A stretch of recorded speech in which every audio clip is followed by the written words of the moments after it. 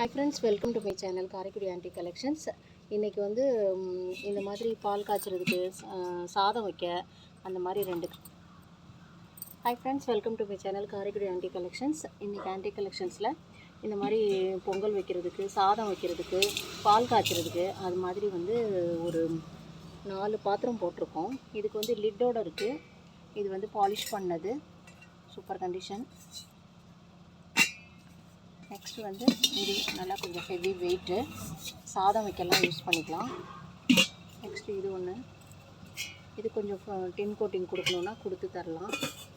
Next வந்து இதுவும் நல்லா வெயிட்டான பாத்திரம். செட்டாக வேணுங்கிறவங்களும் வாங்கிக்கோங்க. அப்படியே ஒரு செட்டாக சாதம் குழம்பு இந்த மாதிரி வைக்கலாம். ஏன்னா டின் கோட்டிங் இருக்குங்கிறதுனால குழம்பு வைக்கலாம், இதில் சாதம் வைக்கலாம்.